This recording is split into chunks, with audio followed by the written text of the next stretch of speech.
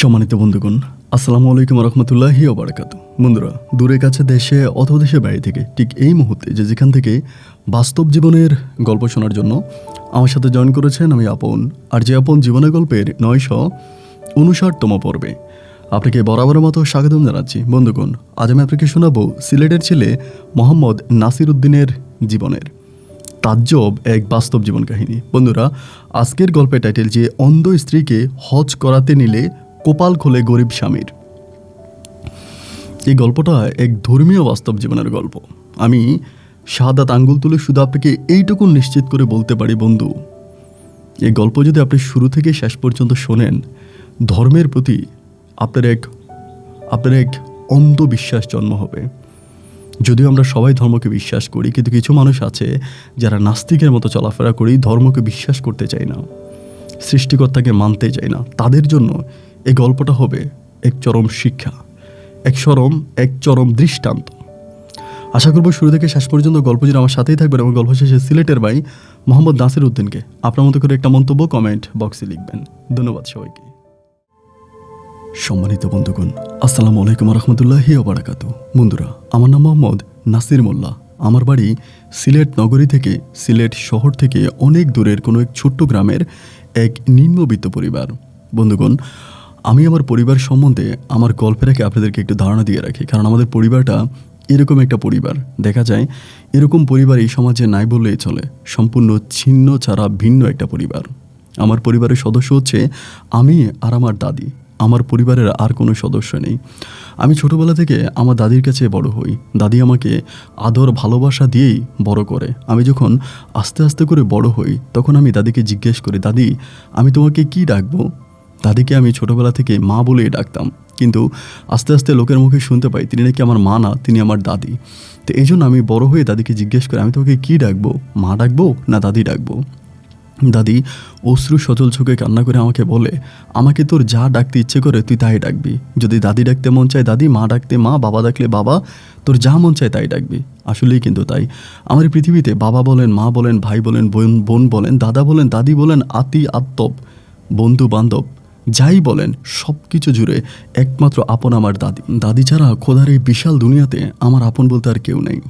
আমি দাদির মুখ থেকে একটা পর্যায়ে জানতে পারি আমারও নাকি বাবা ছিল, মা ছিল।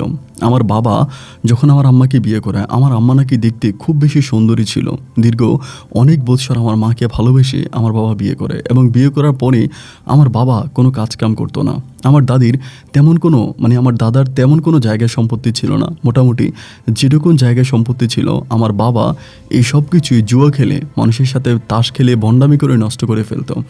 এই নিয়ে আমার মা বারবার বাধা দিত, কিন্তু আমার বাবা কোনোভাবেই আমার মায়ের কোনো বাধার তোয়াক্কা করতো না। একটা পর্যায়ে জায়গা সম্পত্তি সব কিছু বিক্রি করার পরে আমার মা তখন দেখলো যে আমাদের চুলায় আর আগুন জ্বলে না। ওই সময় আমার দাদা ভাইও মারা গেছিল।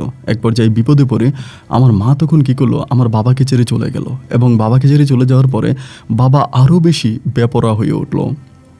প্রচুর পরিমাণের খারাপ কাজ করতে শুরু করলো এবং তাস জুয়া এসব নিয়ে পড়ে আছে। আমার দাদার শেষ যতটুকু সম্বল ছিল, শুধুমাত্র ঘর বিটার ওই ছোট্ট জায়গাটা ছাড়া বাকি সব কিছুই আমার বাবা বিক্রি করে দেয়। এবং বিক্রি করে দেওয়ার এক পর্যায়ে আমার বাবাও তখন মানসিকভাবে কেমন জানি একটু ভারসাম্য হারিয়ে ফেলে, একটু পাগলের মতো হয়ে যায়। এবং পাগল হয়ে যাওয়ার পরে আমার বাবা তখন ঘর বাড়ি সব কিছু ছেড়ে পালিয়ে যায়। পালিয়ে যাওয়ার কিছুদিন আগে লোকমুখে আমার দাদি নাকি শুনেছিল যে আমার বাবা এখানে বসে বসে কান্না করে, ওইখানে বসে বসে কান্না করে, মাথার চুল কাটে না, গোঁফ কাটে না, একেবারে পাগলের মতো চলাফেরা করে। এক কথায় আমার বাবা পাগল হয়ে গেছিল। এবং পাগল হয়ে যাওয়ার পর একটা পর্যায়ে আমার বাবা বাড়িঘর সব কিছু ছেড়ে নিরুদ্দেশ হয়ে যায়। কোথায় আমার বাবা চলে যায় এটা কেউ বলতে পারে না। আমার দাদি অনেক বৎসর এখানে সেখানে বিভিন্ন জায়গায় আমার বাবার খোঁজ খবর নেয়, কিন্তু আমার বাবার আর কোনো সন্ধান পাওয়া যায় না। আর আমার মা আমার বাবাকে ছেড়ে যাওয়ার পরে অনেক দন্যার্থ একটা পরিবারে বিয়ে বসে। যেই পরিবারে বিয়ে বসে সেই পরিবারের মানুষগুলোকে নিয়ে আমার সেই পরিবারে নতুন ভাই বোন জন্মায়, তাদেরকে নিয়েই আমার মায়ের নতুন পৃথিবীর জন্ম হয়। আমি ছিলাম আমার মায়ের গভীর রাতের স্বপ্নের মতো। ঘুম ভাঙলে যেমনি স্বপ্নের কোনো অস্তিত্ব থাকে না, ঠিক তেমনি সকাল আমার মায়ের জীবনে, আমার মা যখন আমার বাবাকে ছেড়ে চলে গেল, তখন আমার কোনো অস্তিত্ব আমার মায়ের জীবনে আর রইল না। মা কখনো কোনো দিন ওই বড় সন্তান নাসির মোল্লাকে দেখার জন্য আমার বাড়িতে আসে নাই। আমি নাসির মোল্লা, অনেকেই হয়তো মনে করবে যে আমি মোল্লা মুন্সি। না, আসলে আমাদের যে বাড়িটা, ওই বাড়িটার নাম হচ্ছে মোল্লা বাড়ি। এজন্য সবার নামের শেষে মোল্লা জিনিসটা উল্লেখ করা হয়। এজন্য আমার নামও নাসির মোল্লা, আমি কিন্তু কোনো মোল্লা মুন্সি না। এমন করে দাদির কাছে আস্তে আস্তে করে বড় হচ্ছিলাম। তবে অনাথ হওয়ার কারণে গ্রামের সব মানুষ মোটামুটি আমাকে অনেক আদর করতো, ভালোবাসতো। প্রত্যেকের আদর ভালোবাসা নিয়ে আমার শৈশবের দিনগুলো আস্তে আস্তে করে পার হতে থাকে। একটা পর্যায়ে আমি মোটামুটি অনেকটাই বড় হয়ে যাই। তখন আমার দাদি অনেক অসুস্থ। যদিও বড় হবার পরে দাদি আমাকে অনেকবার আমার মায়ের ঠিকানা দিয়েছিল, অমুক গ্রামে আমার মায়ের বাড়ি, আমার মাকে একটাবার দেখে আসার জন্য। আমি কখনোই যাইনি, কারণ এই কারণে যাইনি যে আমার মায়ের প্রতি আমার এক অন্যরকম ঘৃণার জন্ম হয়েছে।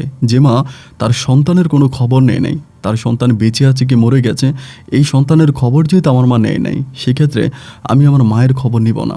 সেই রাগ আর ক্ষোভ থেকে আমি আমার মায়ের খবর নেই নাই, কখনোই নেই নেই। তো দাদির কাছে তখন বড় হচ্ছিলাম, মাঠে ঘাটে এখানে সেখানে টুকিটাকি গঞ্জের বাজারে যাচ্ছি, কাজ টাজ করতেছি, যেরকমভাবে কাজ পাচ্ছি সেরকমভাবে কাজ করতেছি। তো এরকমভাবে মানুষের সাথে আমার একটা ভালো সম্পর্ক তৈরি হয়। তো বদলা বুঝেন তো, বদলা মানে হচ্ছে যে মানুষের ধান কাটি, বাড়ির মধ্যে মাটি কাটি, এই সেই থেকে যেরকম মানে টুকিটাকি কাজগুলো আছে ওরকম কাজগুলো করি। এরকম করতে করতে আমাদের গ্রামের একজন লোক, নাম হচ্ছে রুহুল আমিন কাকা। এই রুহুল আমিন কাকার সাথে আমার একটা মধুর সম্পর্ক তৈরি হয়। মধুর সম্পর্ক তৈরি হওয়ার কারণ হচ্ছে রুহুল আমিন কাকাও আমার মতো একজন কপাল পোড়া জনম দুঃখী মানুষ। রুহুল আমিন কাকার একটা মাত্র মেয়ে, যার নাম হচ্ছে কুলসুম। কুলসুম দৃষ্টিশক্তি নাই, চোখে দেখতে পায় না। এবং কুলসুম আক্তারের যিনি হচ্ছে বাবা রুহুল আমিন, তার মানে তিনিও তার ওয়াইফকে হারিয়েছে। মানে কুলসুম হওয়ার পরে তার বউ মারা যায়, এবং মারা যাবার পরে তিনি এই মেয়েটাকে, অন্ধ মেয়েটাকে কোলে পিঠে করে মানুষ করে। তিনারও আসলে তেমন কোনো সয় সম্পত্তি নেই, জায়গা সম্পত্তি নেই, একটুখানি জায়গা আছে, ওইটা চাষাবাদ করেই কোনো রকম উনি চলাফেরা করতো। তো এই রুহুল আমিন কাকার সাথে আমাদের গ্রামের আমার সবচেয়ে ভালো একটা সম্পর্ক তৈরি হয়। আমি যখন মাঠে ঘাটে কাজ করি, আমি তো বেশিরভাগই জমিগুলা করতাম, ভাগাই করতাম।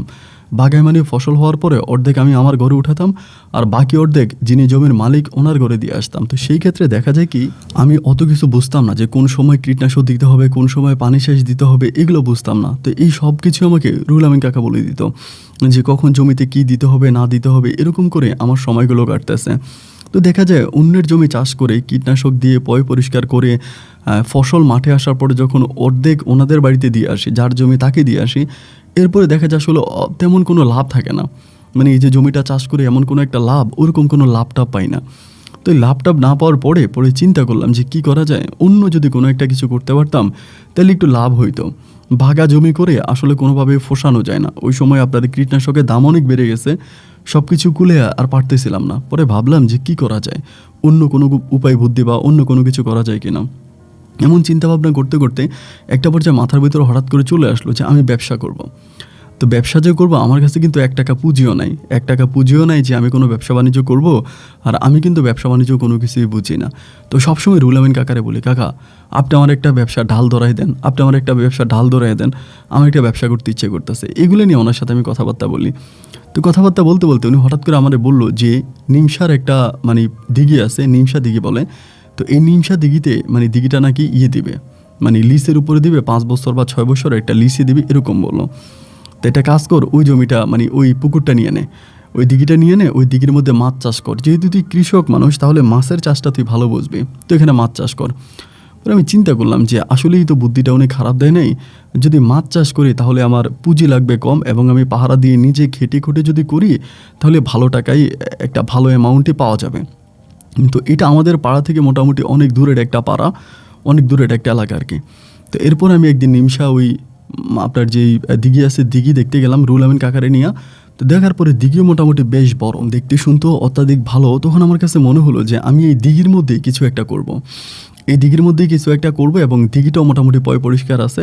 পরে আমি দিঘির যিনি মালিক ছিল ওনার সাথে কথাবার্তা বললাম যে এরকম ঘটনা, আমি দিঘিতে মাছ ফেলবো। উনি তখন বলে যে ঠিক আছে, সমস্যা নেই। কিন্তু আমি বললাম যে দেখেন, আমি তো গরিব মানুষ, আমি বাৎসরিক হিসাবে নিব, একসাথে 5 বছরে নিতে পারবো না, আমার কাছে এত টাকা নাই। তো উনি আমাকে বলে না, আমি তো 5 বছরের নিচে দিব না, 1 বছর আপনাকে কি দিব, 1 বছর মাছ উঠতেই তো 1 বছরের বেশি সময় লাগে। তাই আমি বললাম যে না, আপনি আমার 1 বছরের জন্যই দেন, এবং পরের বছর আমি আবার নতুন করে কন্ট্রাক্ট শুরু করব, 1 বছরের জন্যই দেন। তারপর উনি আমাকে বললো যে ঠিক আছে, তুমি যদি এরকম করেই বলতেছো, তোমার হাতের অবস্থা ভালো না, তাহলে ঠিক আছে, 1 বছরের জন্য নিয়ে যাও। পরে 1 বছরের জন্য কথাবার্তা হইলো। কথাবার্তা হওয়ার পর আমি তখন জমিটা মানে দিঘিটা দেখলাম, দেখে শুনে খুব খুব খারাপও মানে খুব ভালোও লাগলো। সব কিছু মিলিয়ে আমি তখন দিঘিটা নেওয়ার জন্য পরিকল্পিত হলাম এবং আমি তখন দিঘিটা হাতের মধ্যে নিলাম। দিঘিটা নেওয়ার পরে এখানে চাষাবাদ করব, মানে মাছ চাষ করব, তো এটা নিয়ে ওনাকে টাকা দিতে হবে। তো এখন টাকা দিব কোত্থেকে, আমার কাছে তো কোনো টাকা নেই। এবং ওনার সাথে কথা হলো যে 40,000 টাকা, মানে 40,000 টাকা দিতে হবে, 40,000 টাকা দিলে আমি দিঘিটা পাবো। এখন 40,000 টাকা আমি কই পাবো? তো রুহুল কাকারে আমি বললাম যে কাকা একটা কাজ করেন, আমার কাছে যেহেতু টাকার একটু শর্ট আছে, আমরা দুজনে মিলে দিঘিটা নিই, আপনিও নেন আমিও নেই, আমরা দুজনে মিলে চাষাবাদ করি। এখন কি বলেন, আপনিও নেন। উনি আমার বলেন, না রে বাবা, আমার বয়স হয়েছে, আমি এত দূরে এসে দিঘি আমি দেখভাল করতে পারবো না, এটা তুই পারবি। সাইকেল একটা কিনে নিবি, সকালে আসবি রাতে যাবি, বা রাতে আসবি সকালে যাবি, এভাবে তুই পারবি, কিন্তু আমি পারবো না। পরে চিন্তা করলাম যে ঠিক আছে, উনি যেহেতু এরকম করে বলতেছে উনি পারবে না, তাই আমি বললাম ঠিক আছে রুহুল আমিন কাকা, আপনি তাহলে আমার একটু মানে টাকা পয়সা ম্যানেজ করে দেন, কোথায় টাকা পাওয়া যায় একটু টাকা ম্যানেজ করে দেন, আমি তো মানে বিপদে পড়ে যাবো না হলে, ওনাকে তো টাকা দিতে হবে, 2 দিনের সময় নিয়েছি। তো উনি আমার বলে তুই দেখ না টাকা কোথায় পাবি। পরে আমি দাদির এসে ধরলাম যে দাদি কোথাও থেকে আমার করে টাকা ম্যানেজ করে দাও, আমি নিমসা দিঘিটা নিয়েছিলাম। দাদি তখন আমার বলে আমি টাকা কই পাবো, আমার কাছে কি টাকা আছে নাকি, আমি টাকা কোথায় পাবো? আমি কোনোভাবে টাকার জোগাড় করতে পারতেছিলাম না। টাকার জোগাড় করতে না পেরে আমি খুব পাগলের মতো হয়ে গেছি। আর ওই দিক দিয়ে লোকে বারবার খবর পাঠাইতে আছে যে কী ব্যাপার, দিঘি নিবে কিনা, টাকা দেয় না কেন। পরে রুহুল আমিন কাকার আমি হাতে পায়ে ধরলাম যে কাকা আপনি কোনো না কোনো একটা ব্যবস্থা করতে পারবেন, আপনি আমার একটা ব্যবস্থা করে দেন, আমার এই দিঘিটা আমার নিবই নিব। কারণ আমার মন বলতেছে যে আমি যদি দিঘিটা নিই তাহলে এটার ভিতরে যে পরিমাণের মাছ চাষ আমি করতে পারবো, আমি অনেক বেশি টাকার মালিক হতে পারবো অল্প সময়ের মধ্যে। তো আপনি মেহেরবানি করে কাকা আমাকে এই সাহায্যটা করেন, আপনি আমাকে দিঘিটা নেওয়ার জন্য সাহায্য করেন। পরিশেষে তিনি আমাকে বলে দেখ আমার কাছে আমার এই এক টুকরো জমি ছাড়া আর কোনো কিছুই নাই, এবং এই জমির ফসল এই খেয়ে হচ্ছে আমি আর আমার মেয়েটা বেঁচে আছি, আমার কাছে তো জমানো কোনো টাকা নাই যে আমি তোকে কোনোভাবে সাহায্য করতে পারবো, এখন তুই কি বলিস? আমি তখন বললাম কাকা আমি জানি না, আপনি একটা কাজ করেন, আপনার জমিটা আপনি বন্ধকে দিয়ে দেন। উনি বলে আমি যদি জমি বন্ধক দিয়ে দিই তাহলে আমি ভাত খাবো কেমনে? আমি বললাম আমার মাছ আছে না, আমার মাছ উঠলে মাছ বিক্রি করে আপনার ধান কিনে দিব, অথবা আমি যে অন্য বাঁকা জমিগুলো করতেছি ওইখান থেকে যে ধান উঠবো ওই ধান আমি আপনাকে দিব। উনি বলে ওখান থেকে যে ধান উঠবে সেই ধান বিক্রি করেই তো তুই জ্বালা কিনিস, কীটনাশক কিনিস, পানির সেচ দেনে টাকা দেস, তুই আমারই দিবি কোত্থেকে? আমি বললাম কাকা কোনো না কোনোভাবে ঠিকই ম্যানেজ হয়ে যাবে, আপনার কাছে আমার একটা অনুরোধ, আপনি এই জমিটা বন্ধক দিয়ে দেন। তো উনি যখন কী আর করবে, আমি যখন ওরকম করে প্রেশার দিছিলাম, পরে আমাকে বলে ঠিক আছে। পরে ওনার যে ধানি জমিটা ছিল ওই জমিটা উনি তখন বন্ধকে দিয়ে দিল, বন্ধকে দিল প্রায় 40,000 টাকার মতোই বন্ধক দিল, যদিও টাকা আরও কম আসে, প্রায় 30,000-এর মতো আসে। তো আমরা ওই যার কাছে বন্ধক দিল ওনার হাতে পায়ে ধরে কান্নাকাটি করে বললাম যে আপনারা একটু বাড়াই নেন, এমন করে পরে ওনার কাছ থেকে 40,000 টাকা নিয়ে জমিটা বন্ধক দিলাম, এবং দেওয়ার পরে আমি তখন ওই নিমসা দিঘিটা নিলাম, ওইখানে টাকা দিলাম। তো টাকা দিলাম, আলহামদুলিল্লাহ আমার তো অনেক স্বপ্ন যে দিঘি থেকে আমি অনেক কিছু করতে পারবো। এখন মাছ কেনার টাকা আমার কাছে নাই, মানে মাছ কিনবো কেমন করে? এখন মাছের পোনা তো ফেলতে হবে, অথবা দিঘিতে আপনার এই মানে আপনার অন্য অন্য যেই জিনিসগুলো আছে চুন দিতে হবে, তারপরে দিঘি পরিষ্কার করতে হবে, পাড়ের চারপাশটা বাঁধতে হবে, মোটামুটি অনেক কাজ, মানে হিসাব করলে অনেক কাজ পড়ে গেছে। না আমি চিন্তা করলাম যে আমি এতগুলা কাজ কিভাবে করব, কিভাবে কি করব, এখন টাকাও তো আমার কাছে আর নাই। পরে শেষ পর্যন্ত আমাদের এলাকার যেই চেয়ারম্যান ছিল, চেয়ারম্যান বলতে উনি এখন মেম্বার, আগে চেয়ারম্যান ইলেকশন করতে ওনার ডিমোশন হয়েছে, মেম্বার হয়েছে। তো এই কাকারে গিয়ে ধরলাম যে কাকা আমি তো গরিব মানুষ, আমার তো দাদি ছাড়া কেউ নেই দুনিয়াতে, আমি নিমসা দিঘিটা নিছি, এখন আপনারা 10 জনের সহযোগিতা আমি যদি দিঘিটা উঠাতে পারি আমার কিছু টাকা দেন। উনি বলে আমি টাকা কই পাবো, আমার কাছে তো কোনো টাকা ঢুকে না, আমি টাকা দিব কোত্থেকে? পরে ওনার কাছ থেকেও আমি ঋণ ফিন করলাম, ঋণ ফিন করে কোনো রকম আমি দিঘির মধ্যে মাছ পালাইলাম। মাছ ফেললাম, অত বেশি মাছ ফেলতে পারি নাই, যত মাছ ফেললে ইনকাম ভালো হবে মোটামুটি মাছ ফেলছি, চুন টুন দিয়ে দিঘিটা পরিষ্কার করে ঠিক মতোই এবার এটাকে পাহারা দিচ্ছি। পাহারা দিতে দিতে আমি দিনে যাচ্ছি, সকালে যাচ্ছি, বিকালে আসতেছি, এমন করতে করতে মাছও মোটামুটি আপনার সাইজ হয়ে গেছে, বেশি না আর মাসখানিক পরে মাছ বিক্রি করা যাবে।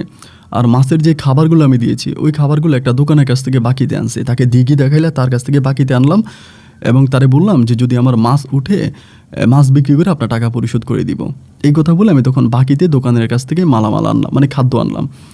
তো মাছ যখন মোটামুটি একটু সাইজ হলো তখন মাছ তো আবার গাবাইতো, গাবানি হয়তো গ্রামের মানুষরা বুঝবে, শহরের মানুষরা মাছ উপরের দিকে উঠে মানে হাঁটতো, তো মাছ দেখা যাইতো। তা এখন আমি দেখতেছি যে হঠাৎ করে মাছ জানি খুব বেশি একটা দেখা যায় না, আগে প্রচুর মাছ দেখা যাইতো এবং খেও দিলে মাছ উঠতো, কিন্তু এখন খুব বেশি একটা মাছ দেখা যায় না, মনে হয় দিঘির মধ্যে মাছ নাই, মাছ অনেক কমে গেছে। তো মাছ কমে যাওয়ার কারণ কি? আমি তো 4-5টাতে খুব ভালো করে জাল দিয়ে এরপরে হচ্ছে খুব ভালো করে দিয়ে রাখছি, কিন্তু এরপরেও এভাবে মাছ কমে যাওয়ার কারণটা কি? বাট বুঝতে পারতেছি না। এরকম করে একদিন সকালবেলা আমি সাইকেল নিয়ে যখন দিঘির পাড়ে আসলাম, দেখলাম যে মানে দিঘির পাড়ের যে মানে কাদামাটিগুলো আছে, এগুলো তো অনেক মানুষের পাড়া পড়ে আছে, মানে পা পড়ে আছে, এবং জাল মারে, দিঘিতে জাল মেরে যে উঠাইছে, জাল পরিষ্কার করার পরে যে শামুক, তারপরে আরও ময়লা টয়লা এগুলো পড়ে আছে। তখন আমি শিওর হয়ে গেলাম যে রাতের বেলা আমার দিঘিতে কেউ না কেউ মাছ মারে। এটা আমার কাছে মনে হলো যে রাতের বেলায় দিঘিতে কেউ মাছ মারে। এটা মানে চিন্তা ভাবনা করে আমি তখন রাতের বেলায় পাহারাতে বসলাম। পাহারাতে বসলাম, রাত আনুমানিক 2টা থেকে 2:30টার মধ্যে আমি দেখলাম যে আমার দিঘি থেকে জানি জাল মারতেছে। তখন হারিকেন ছিল, হারিকেন নিয়ে বেরিয়েছি, বেরিয়ে বলতেছে এই কেড়ে জাল মারে। যে দেখলাম যে ওখানে 8-10 জন পোলাপাইন, মানে অনেক পোলাপাইন। ওদেরকে দেখার পরে আমি দেখলাম যে ওদের মানে পাতিলের ভিতরে অনেক মাছ, মানে আমার দিঘির সব মাছ ওরাই ধরে ফেলতেছে। পরে আমি বললাম, ভাই আমি ওই মোল্লাবাড়ির একটা ছেলে, গরিব মানুষ, অনেক ঋণফিন করে দিঘিটা নিলাম, তোমরা এখান থেকে মাছ ধরো কেন? ওরা বলে, ভাই আমরা মাছ ধরবোই, আপনি বাধা দিতে পারবেন না। এই পোলাপানির সাথে তর্কাতর্কি করলাম, করার পরে তারা তখন এভাবে চলে গেল, আর ধরলো না। ওমা এরপরের দিন একইভাবে, মানে এরপরের রাতে একইভাবে তারা আবারও মাছ ধরার জন্য আসছে। এবার আমার আবারও রাগ উঠলাম, ওদের সাথে চিল্লাফিল্লি করলাম, কিন্তু ওরা মাছ ধরতে আসে। আমি বাধা দিলাম, আমার বাধা মানে না, কারণ ওরা মানুষ বেশি, আমি তো ওদের সাথে দলে বলে পারবো না। পরে চিন্তা করলাম যে এখন আমি কি করব, আমার তো মানে কোনো উপায় বুদ্ধি নাই, কিছু তো একটা করতে হবে। মাছও মোটামুটি আরও মাসখানেক রাখতে হবে, এরপরে বিক্রি করবে। এখন বিক্রি করলে আমার অতটা লাভ হবে না। পরে আমি চিন্তা করলাম যে আমার তো কিছু একটা করা লাগবে। এবার আমি যেহেতু আমাদের এলাকার মেম্বারের কাছ থেকে আমি টাকা ঋণ করছিলাম এটা করার জন্য, আমি তখন মেম্বারের কাছে গেলাম। মেম্বারের কাছে গিয়ে মেম্বারে ধরে বললাম যে কাকা আমি তো বিপদে পড়ছি, এই ঘটনা, আমার দিঘির মধ্যে আমি মাছ পালাইছি, এখন যে পোলা পাই না এসে মাছ ধরে ফেলে। ওই তখন আমাকে বলে যে ঠিক আছে তুই একটা চিঠি লয়ে যা। পরে উনি আমাকে একটা চিঠি লিখে দিল, দিয়ে বললো অমুক গ্রামের তুই মেম্বারের কাছে চিঠিটা নিয়ে যাবি। পরে আমি মেম্বারের কাছে চিঠিটা নিয়ে আসছি। আসার পরে মেম্বার চিঠিটা পইরা বলে, ঠিক আছে আজকে বিকালবেলা তুমি আমাদের মসজিদের সামনে এসে, আমি পোলাপাইনকে ডাকাবো, এখন দরবার হবে। পরে বিকেলবেলা মসজিদের সামনে আমি গেলাম, পোলাপাইনগুলো ডাকাইলো, সবগুলো ডাকায় মেম্বারে জিজ্ঞেস করলো। ওরা তখন সাপ্পা অস্বীকার করলো। অস্বীকার করার পর আমি বললাম যে না, ওরা মাছ ধরে এবং ওরা আমার গায়ে হাত তুলে, আমি বেশ কিছুদিন। তারপরে মেম্বার পোলাপাইনের উপরে খুব খেপে গেল, সবাইকে 10টা করে বেতের বাড়ি দিল, সবাইকে 10টা করে বেতের বাড়ি দিল এবং সাবধান করে দিল যদি কোনো দিন ওই দিঘির পারে কোনো পোলাপাইনকে আর দেখে, বা আমি যদি মেম্বারের কাছে পুনরায় আবারও বিচার দিই, তাহলে এদেরকে গ্রাম থেকে বের করে দেওয়া হবে। এ মানে মাথা কামিয়ে গ্রাম থেকে বের করে দিবি, এরকম করে প্রচুর পরিমাণের ধমকাধমকি করার পরে এ পোলাপাইনকে ছেড়ে দেওয়া হলো। তো যাই হোক, আমি রাতের বেলায় তো ঘুমিয়ে গেলাম, পোলাপাইনকে ছেড়ে দিল। ওই রাতে আর পোলাপাইন আসলো না। আমি মনে মনে চিন্তা করলাম, আলহামদুলিল্লাহ, আমার দিকে মনে হয় আল্লাহ ফিরে তাকাইছে। এবার মাসখানিক পরে মাছগুলো বিক্রি করে আমার দাদিরে নিয়ে একটু ঘুরতে যাবো। দাদিরে নিয়ে আমি অনেক দিন ঘুরতে যাই না, দাদিরে নিয়ে ঘুরতে যাবো এবং দাদির একটা নয়া কাপড় কিনা দিব। এই বলে তখন ফজরের আজান দিলে আমি ঘুম থেকে উঠলাম। উঠার পরে আমি মসজিদে গেলাম নামাজ পড়ার জন্য। মসজিদ থেকে নামাজটা পড়ে আমি তখন দিঘির পাড়ে সবসময় নামাজ পড়ে দিঘির চারপাশটাতে একটু হাঁটি। তা দিঘির চারপাশে যখন হাঁটতেছি, হঠাৎ করে দেখলাম যে দিঘির মধ্যে সাদা সাদা কী জানি দেখা যায়, সাদা সাদা কী জানি দেখা যায়। দেখি একটু অবাক হয়ে সামনের দিকে গেলাম এবং যাওয়ার পরে দেখলাম যে দিঘির আমার সমস্ত মাছগুলো মরে পচে ভেসে উঠেছে এবং পচা দুর্গন্ধ। আমি তো কিরি, আমি তখন দিঘিতে লাফ দিয়ে পড়লাম, আরে আল্লাহ এটা কী হইলো, আল্লাহ এটা কী হইলো। আমি যখন চিৎকার করে কাঁদতেছিলাম, বাইরে এটা কী হইলো, ও বাইরে, ও ভাই এটা কী হইলো, বাইরে, চিৎকার করতে শুরু করলাম। মসজিদ থেকে মুসল্লিরা তখন বেরোয়, আমার চিৎকারের শব্দ শুনে তারা সবাই দৌড়ে আমার কাছে আসলো, ও ভাই কী হয়েছে, বাইরে আমার মাছ সব মেরে ফেলছে রে ভাই। সবগুলা মাছ আমার মরে গেল এবং অর্ধেকের চেয়েও বেশি মাছ পচে গেল। আমি খবর দিলাম মাছ কেনার লোকদেরকে, আর ওদের লোকজন এসে বলে, ভাই মাছ তো সব পচা, এই পচা মাছ তো আমরা নিব না ভাই। ওরা পচা মাছ নিল না। আমি তখন মেম্বারকে ডাকলাম, মেম্বার বলে, এই সর্বনাশ কে করলো, আজকে দুপুরবেলা পোলাপাইন সবগুলারে ঢেকে এই পোলাপাইনকে মাইরা এই গরিব ছেলেটার টাকা আমরা উদ্ধার করে দিব। কিন্তু দুপুরের অপেক্ষা তো পোলাপাইন আর করলো না। রাতের বেলায় পুকুরে বিষ ঢেলে রাতের বেলায় পোলাপাইনগুলো গ্রাম থেকে উধাও হয়ে গেল। এই পোলাপাইনকে আর খুঁজে পাওয়া গেল না এবং এই ছেলেফেলেদের যারা বাবা মা ছিল তারাও কোনো রকমের দায়িত্ব নিল। মুহূর্তের মধ্যে আমি রাস্তার ফকির হয়ে গেলাম। আমি চিৎকার চেঁচামেচি করে কান্নাকাটি করতেছি, কিন্তু আমার কান্না দেখার মতো কোনো মানুষ এই দুনিয়াতে নাই। দিঘির এই পারে ওই পারে কান্না করতেছি, হায়রে আমি যেখান থেকে মাছ কিনেছি খাদ্য দোকানে টাকা দিতে হবে, খাদ্য দোকানদারে টাকা দিতে হবে, এরপরে মেম্বারকে টাকা দিতে হবে, এরপরে আমি আমার রুহুল আমিন কাকার ধানি জমিটা বন্ধক দিয়ে আসছি, উনি কী খাবে। আমি এতটাই টেনশানে পড়ে গেছি, এতটাই কান্নাকাটি করতেছি যে আল্লাহর কাছে বলি, আল্লাহ তুমি আমার এত বড় সর্বনাশটা না করে আমার নিঃশ্বাসটা নিয়ে যাইতে আল্লাহ, তুমি আমার নিঃশ্বাসটা নিয়ে যাইতে আল্লাহ, কিন্তু আমার এত বড় সর্বনাশটা তুমি কেন করলে আল্লাহ, আল্লাহ আমার এত বড় সর্বনাশটা কেন করলা। চিৎকার করে আল্লাহর দরবারে কাঁদতেছি। আমার কান্না শোনার মতো মানুষ মনে হয় এই দুনিয়াতে নাই, আমার আল্লাহও মনে হয় আমার কান্না শুনতে পায় না। আমি অজ্ঞানের মতো মাথা ঘুরে ঘুরে পড়ে যায় দিঘির পাড়ে, কিন্তু আমার দিকে তাকানোর কেউ নেই। কান্নাকাটি করতে করতে সর্বশান্তই একটা সময় গ্রামে ফিরে আসি। আমার গ্রামের মেম্বার তখন দরবার নিয়ে যায়, আমাদের গ্রামের আরও 8-10 জন লোক নিয়ে ওই গ্রামে দরবার নেয়। কিন্তু ওই গ্রামের যে মেম্বার সে বলে, বাইরে যে পোলাপাইন এই ঘটনা ঘটাইছে পোলাপাইন তো চলে গেছে, পোলাপাইন যদি গ্রামে ফিরে আসে এগুলোকে ধরে পোলাপাইনকে ধরে আমরা টাকা উদ্ধার করে দিব। সেই পর্যন্ত আপনি নাসির মোল্লাকে বলেন অপেক্ষা করার জন্য। আমি না হয় অপেক্ষা করলাম, কোনো এক সময় মেম্বার এই পোলাপাইনদেরকে ধরে টাকা উদ্ধার করে আমাকে দিবে, কিন্তু যেখান থেকে আমি মাছের জন্য খাবার কিনেছি সেই দোকানদার তো অপেক্ষা করবে না, আমার এলাকার মেম্বার তো আমার টাকার জন্য অপেক্ষা করবে না, এবং আমার যে রুহুল আমিন কাকা তার ধানি জমি আমি বন্ধক দিয়ে দিচ্ছি, তার পেটে তো আর মানবে না যে তার জমিটা বন্ধক, তার পেট তো আর এটা বুঝবে না, তার পেট তো খাবার ঠিকই চাইবে, তার অন্ধ মেয়ের মুখে রুহুল আমিন কাকা কেমন করে খাবার তুলে দিবে। আমি তখন সিদ্ধান্ত নিলাম যে আমি আর বাঁচব না, আমি মরে যাব, এই জীবন রেখে আর লাভ কি। আমি সিদ্ধান্তর পরিকল্পিতভাবে চিন্তা করলাম যে আমি আত্মহত্যা করব। একদিন আমি বাজার থেকে ইঁদুর মারার বিষ কিনে নিয়ে আসি, বিষ কিনে আইনা গভীর রাতে আমি তখন বিষটা খাবো এরকম পরিকল্পনা করলাম। আমার দাদির কথা বারবার মনে পড়তেছে, গিয়ে একটা নজর দাদিরে দেখে আসছি, আইসা আবার বিষ মুখে দিব। তখনই মনে হলো যে রুহুল আমিন কাকা, ছোটোবেলা থেকে রুহুল আমিন কাকার কাছে বড় হয়েছি, উনি আমাকে অনেক আদর করছে, যত্ন করছে, বড় করছে, দেখি ওনার সাথে একটু দেখা করি। গভীর রাতে রুহুল আমিন কাকারে ডাকলাম। টাকার জন্য দোকানদার আমাকে মারছে, টাকার জন্য আমার এলাকার মেম্বার আমার গায়ে হাত তুলছে, কিন্তু রুহুল আমিন কাকা শুধু আমারে বুঝাইছে যে আল্লাহর উপরে ভরসা রাখ, আল্লাহ তাআলা যা করে অবশ্যই ভালোর জন্যই করে। আল্লাহর নেককার বান্দার কোনো ক্ষতি হবে এমন কাজ আল্লাহ কখনোই করে না। আল্লাহ তার বান্দাকে পরীক্ষা করে, পরীক্ষার জন্যই হয়তো আল্লাহ এরকম একটা ঘটনা ঘটিয়েছে। এরকম করে রুহুল আমিন কাকা আমাকে বুঝিয়েছে, যার জন্য জীবন থেকে তো চলে যাব, পৃথিবী থেকে চলে যাব, এই দুনিয়াতে তো আর ফিরে আসবো না। রুহুল আমিন কাকার সাথে তো আমার আর দেখা হবে না, তো যার জন্য শেষবারের মতো ওনার মুখটা একটু দেখার জন্য ওনাকে ঘর থেকে ডেকে আনলাম। উনিও তখন উঠে আসছে, আসার পর ওনারা নিয়ে আমি মাঠের মধ্যে গেলাম। মাঠের মধ্যে যাইয়া আমি বলতেছি, রুহুল আমিন কাকা আপনি ভালো আছেন তো? ওনার সাথে কথাবার্তা বললাম, বলার পরে এরকম করে ওনারে বললাম যে কাকা অনেক কথাবার্তা বললাম, আমার দাদি যদি অসুস্থ হয় খেয়াল রাখেন এটা ওইটা। উনি কিন্তু কিছুটা সন্দেহ করে ফেলছে যে আমি সম্ভবত কিছু একটা করে ফেলতে পারি। তো আমি ওনারে বুঝাই শোনায় বললাম, উনি বললেন অনেক রাত হয়েছে আমি যাই, তুই টেনশন করিস না, আল্লাহ কোনো না কোনো একটা বিধি ব্যবস্থা করবে। এই কথা বলে আমি তখন রুহুল আমিন কাকারে বিদায় করলাম। উনি তখন চলে গেল, এবং যাওয়ার পরে আমি তখন বোতলে পানি ছিল, বোতলের পানিটার সাথে বিষটা গোলালাম, গুলিয়ে আমি তখনই বিষটা মুখে দিয়ে দিই। বিষটা মুখে দিয়ে গিলা মাত্র একটা চিৎকার দিলাম, চিৎকারে রুহুল আমিন কাকা আসলে যায় নাই, উনি লুকিয়ে ছিল ঝোপের পারে যে আমি কোনো অঘটন করে ফেলি কিনা এটা দেখার জন্য। উনি তখন দৌড়ে এসে আমাকে কুলে নিয়ে, তখন বয়স্ক মানুষ দৌড়ে আমার নিয়ে চিৎকার করতে করতে গ্রামের মানুষকে উঠালো। গ্রামের সব মানুষ তখন ঘুম থেকে উঠলো। গ্রামের মানুষ উঠার পরে গ্রামের সমস্ত মানুষ তখন ধরাধরি করে আমাকে হসপিটালে নিয়ে গেল। হসপিটালে নিয়ে গিয়ে আমার এই কুৎসিত যেই দেহটা ছিল, আমার ওই দেহটা গেল না, দেহটা এখনও রয়ে গেল, আমি মরলাম না। গ্রামের সব মানুষ টাকা দিল, চাঁদা উঠাইলো। গ্রামের মানুষের চাঁদা উঠানোর পরে আমি তখন সুস্থ সবল হয়ে আবারও হসপিটাল থেকে গ্রামে আসলাম। এবার মানুষ আমাকে আরও ছিচি করে, আমাকে আরও খারাপ কথা বলে যে তুই বেটা বিষ খেয়ে মরতে গেছিলি, তুই মরতে গেছিলি কেন, তুই কি জানিস না যে বিষ খেলে মানুষের এই কাল ওই কাল দুই কালে যায়, এমন করে বোঝায়। এবার এই জন্য টাকার জন্য আসে, ওই জন্য টাকার জন্য আসে, আমি আর কি করব। একদিন রুহুল আমিন কাকা আমার পাশে বসে আমাকে বলতেছে যে নাসির মোল্লা, আমারও শরীর স্বাস্থ্য ভালো না, আমি মরে যাব, আমার স্বাস্থ্যটা ভালো না, এবং তুমিও এমনভাবে একটা ঋণের জালে পড়ে গেছো, তুমিও হয়তো আর বেশি দিন বাঁচবে না। আমি বলি কাকা সেদিন যদি আপনি আমাকে না বাঁচাইতেন তাহলে সেদিনে তো রুহুল আমিনের আমার জীবনের ঘন্টাটা বেজে যেত। উনি আমাকে বলে আমার মেয়েটার নিয়ে আমি খুব টেনশন করি, আমি যদি মরে যাই তাহলে আমার মেয়েটাকে কে দেখবে। আমি তখন বললাম কাকা একইভাবে আমিও তো আমার দাদির নিয়ে খুব টেনশন করি, আমি যদি মরে যাই তো আমার দাদিরই কে দেখবে আপনি বলেন। রুহুল আমিন কাকা তখন আমাকে বলে, দেখো আমার তোমার একটা কথা বলতে ইচ্ছে করতেছে, আমি যদি মরেও যাই, আমার কথায় তুমি যদি রাজি না হও, আমি যদি মরেও যাই, তবে আমি এই কথাটা তোমার কাছে ভুলে গেলে আমি শান্তি পাবো, তাই তোমাকে কথাটা বলতে চাই, তুমি মানবা কি মানবা না এটা তোমার বিষয়, তবে আমি তোমাকে একটা কথা বলি।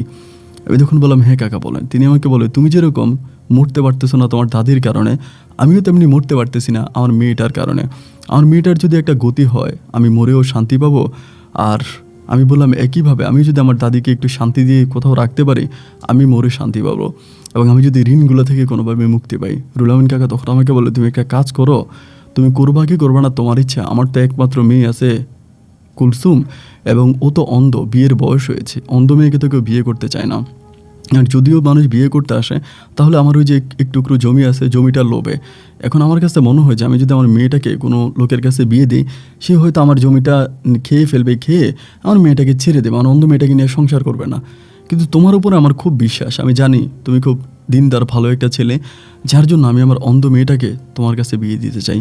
তুমি আমার অন্ধ মেয়েটাকে বিয়ে করো, বিয়ে করার পরে আমার অন্ধ মেয়ের যে জমিটা আছে সেই জমির অর্ধেক পরিমাণ তুমি বিক্রি করে ফেলো, অর্ধেক পরিমাণ বা 3/1 বিক্রি করে তোমার ঋণগুলো পরিশোধ করো, এবং আমার যে এক টুকরো জমি আছে ওই জমিটাই তুমি চাষাবাদ করে তুমি আমার মেয়েটারা নিয়ে ভালোভাবে থাকো। আমি রুহুল আমিন কাকারে জড়িয়ে ধরে বললাম যে কাকা, এটা আপনি কী বললেন? আপনার মেয়েটারা আমার কাছে বিয়ে দেবেন? উনি বলে হ্যাঁ দিব, কারণ তোমাকে ঋণমুক্ত করা ছাড়া এছাড়া আর কোনো পথ আমার কাছে খোলা নাই। তুমি যদি এই কাজটা করো তবে সাপও মরবে, লাঠিও ঠিক থাকবে, তোমার ঋণও মরে যাবে, তুমিও স্ট্রং হয়ে দাঁড়াই থাকবা, আর আমার মেয়েটাও একটা নেককার ফরজগার স্বামী পাবে। রুহুল আমিন কাকার কথা শুনে আমি আমার চোখের পানিটা ধরে রাখতে পারলাম না। আমি কাকাকে জড়িয়ে ধরে বাবা বলে চিৎকার করে কাঁদতে শুরু করলাম। মুহূর্তের মধ্যে খুশি হয়ে দাদিকে কথাটা জানালাম। দাদিও বলল যে কুলসুম মেয়েটা অনেক ফরজগার, 5 ওয়াক্ত নামাজি, যদিও সে অন্ধ তবে মেয়েটা অনেক ভালো, তুই তাকে বিয়ে করতে পারিস। পরে দাদির সাথে কথাবার্তা বলে এরপরে আমি তখন কুলসুমের বাবার সাথে বিয়ের দিন তারিখ ঠিক করলাম। ডাকডোল বাজিয়ে প্রচুর আনন্দ ফুর্তি করে হাই উল্লাসের মাঝে তখন কুলসুমের সাথে আমার বিবাহটা সম্পূর্ণ হলো। এবং কুলসুমের সাথে যখন আমার বিয়ে হলো, কুলসুম বাসর ঘরে আমার কাছে আসলো এবং খুব আদর যত্নভাবে স্বামীকে যতটুকু সম্মান ভক্তি শ্রদ্ধা করা দরকার ঠিক ততটুকুই আমি কুলসুমের কাছে পেয়েছিলাম। প্রচুর আদর ভালোবাসা দিল কুলসুম আমাকে। একটা পর্যায়ে সব কিছু মোটামুটি ঠিক হলো। রাতের অন্ধকার পেরিয়ে যখন সকাল হলো, গ্রামের অনেক মানুষ আমাদেরকে দেখার জন্য আসলো, এবং ঋণগ্রস্ত যে আমি ছিলাম অনেকে ঋণের টাকার জন্যও আসলো, যে আমি ঋণের টাকা দিলাম না, বিয়ে করে ফেললাম। এক পর্যায়ে তখন আমার ওই কাকা, মানে তখন তো তিনি আমার বাবা, আমার শ্বশুর তখন তার ওই জমির 3/1 বিক্রি করার জন্য লোক খুঁজতেছে। এরকম করে লোক খুঁজে বের করলো, করার পরে 3/1 জমি তিনি তখন বিক্রি করে দিল এবং বিক্রি করে দেওয়ার পরে যেই টাকা হলো সেই টাকা দিয়ে তিনি আমার যে ঋণ ছিল খাদ্যের দোকানে মেম্বারের কাছে, এই ঋণগুলো তিনি পরিশোধ করে দিল। ঋণ পরিশোধ হয়ে যাওয়ার পরে আলহামদুলিল্লাহ আমি তো অনেক খুশি হয়ে গেলাম, আমার আর কোনো টেনশন নাই। আমি আমার বউ নিয়ে অনেক ভালো আছি। এক টুকরো জমির মধ্যে আমি আমার দাদি আর আমার বউকে নিয়ে খুব সুখের একটা সংসার করতেছি। আমার তখন আর মানুষের ধানি জমিতে কাজ করা লাগে না, আমার আর জমি বন্ধক নিয়ে আমার আর ফসল ফলাইতে হয় না। আমি আমার শ্বশুরের জমিতে ফসল ফলাই এবং সেই ফসল কিছুটা আমার শ্বশুরকেও দেয়, বাকিটা আমার বউ আর আমার দাদিকে নিয়ে আমি খুব ভালোভাবেই খাচ্ছিলাম। আমার বিয়ের প্রায় 7 মাসের মাথায় আমার শ্বশুর এন্তেকাল করে, মানে রুহুল আমিন কাকা আমাকে ছেড়ে চলে যায়। রুহুল আমিন কাকার চলে যাওয়াটা আমি খুব স্বাভাবিকভাবে মেনে নিতে পারি নাই, কারণ ইনি ছিল আমার কাছে আমার বাবার মতো। ওনার মৃত্যুতে আমি খুব কষ্ট পাই। তারপরও মানুষ তো মরবেই, সে তো আর পৃথিবীতে চিরকাল বেঁচে থাকবে না। একটা সময় রুহুল আমিন কাকাকে দাফন কাফন করে বাড়ি আসি, এবং যেদিন রুহুল আমিন কাকার আমি দাফন করে আসি ওই দিনে আমার দাদির অবস্থা খুব খারাপ। আমার দাদির আগে হাঁপানির একটা রোগ ছিল, হাঁপানির সমস্যাটা ছিল, এবং ক্রমেই দেখা গেল যে এই হাঁপানির সমস্যাটা বাড়তে শুরু হলো। হাঁপানির সমস্যাটা বেড়ে এমন একটা পর্যায়ে আমার দাদি চলে গেল যে আমার দাদির আমি আর ঠিক রাখতে পারতেছিলাম না। দাদির প্রচুর চিল্লানি চেঁচামেচি কান্নাকাটি, নিঃশ্বাস আটকায় যায়। ঠিক 2 দিনের মাথায়, রুহুল আমিন কাকা মরার ঠিক 2 দিনের মাথায় আমার দাদিও আমাকে ছেড়ে চলে যায়। আমি এই দুনিয়াতে নিঃস্ব হয়ে যাই। আমার আর আপন বলতে কেউ এই পৃথিবীতে রইল না। আমার দাদি আমাকে এতটাই ভালোবাসতো যে দাদিই ছিল আমার কাছে আমার সবচেয়ে কাছের মানুষ। দাদিকে হারিয়ে আমি তখন নিঃস্ব হয়ে যাই। দাদির দাফন কাফনের জন্য গ্রামের লোকজনকে ডাকি, সবাই এসে আমার দাদির দাফন কাফন করে। আমার দাদি মারা যাওয়ার পরে আমি প্রতিটা রাতে আমার দাদির কবরের কাছে ঘুমাইতাম, রাত জেগে দাদির কবরের কাছে থাকতাম, এবং সকালবেলা ভোরে আমি ফজরের নামাজ শেষ করে দাদির কবরের কাছে এসে কোরআন তালাওয়াত করতাম। আমার দাদিকে আমি এতটাই ভালোবাসতাম, ছোটোবেলায় দাদির কোলেই আমি ঘুমাতাম। দাদি আমাকে বাবা মা দুজনের ভালোবাসা দিয়েই একটু একটু করে বড় করে। এই দাদিকে মাটির ঘরে রেখে আমি কেমনে কাঠের খাটে ঘুমাবো? আমার চোখে তো ঘুম আসে না। আমি বারবার দাদির কবরের কাছে যাই, দাদির মুখটা আমার চোখের সামনে ভেসে ওঠে। রুহুল আমিন কাকাও চলে গেল, দাদিও চলে গেল, আমি পাপি বান্ধে এই দুনিয়াতে বেঁচে রইলাম। আমি তখন আমার বউরে নিয়ে আস্তে আস্তে করে দিন পার করতেছি। আমার অন্ধ বউ রান্নাবান্না করতে পারে না, আমি জমিতে ফসল ফলাই, আবার এসে রান্নাবান্না করি। কুলসুমের যেই বাড়িটা ছিল সেই বাড়িতে আমি তখন চারপাশে বেড়া দিয়ে ভিতরে গাছ টাছ লাগাই, এটাও পাহারা দেই। আবার মাঝে মাঝে এখানে এসে কুলসুমের দেখাশোনা করি। কুলসুমের জন্য রান্না বান্না করি, নিজে হাতে করে গোসল করাই দিই, কারণ ও তো চোখে দেখতে পায় না। বাথরুমে গেলে বাথরুমের ওই যে পানিটা, ওই পানিটা আমি পুড়িয়ে দিই, বদনা পুড়িয়ে দিই, ওরে গোসল করাই দিই, রান্না করাই দিই, নিজে হাতে খাওয়াই দিই। ও খুবই কান্না করে। ও 5 ওয়াক্ত নামাজ পড়তো। আমার বউ সকালবেলা উঠে তাহাজ্জুদে নামাজ পড়তো এবং এত পরিমাণের দিনদার ভালো বউ ছিল, পৃথিবীতে এরকম বউ পাওয়া যাবে না। আমার বউ সারাটা রাত আমার শরীর মেসেজ করতো, আমি বলতাম লাগবে না। ও আমাকে বলে মাঠে ঘাটে কাজ করো, গায়ের মধ্যে কত পানি লাগে, তোমার শরীরটা আমি দেখতে পাই না গো স্বামী। লোকে বলে তুমি নাকি দেখতে অনেক সুন্দর, কিন্তু তোমার সুন্দর চেহারাটা আমি দেখতে পাই না। তোমার অনেক দেখতে ইচ্ছে করে। আল্লাহ যদি আমার চোখ জোড়া দিত, তা আমি মন ভরে আমার স্বামীর মুখটা দেখতে পাইতাম। প্রচুর ভালোবাসা আমাকে আমার বউর এই ভালোবাসা নিয়ে আমার মাঠে ঘাটের দিনগুলো খুব ভালো করে কাটতেছিল। এভাবে প্রায় 2 বছরের মতো কেটে গেল।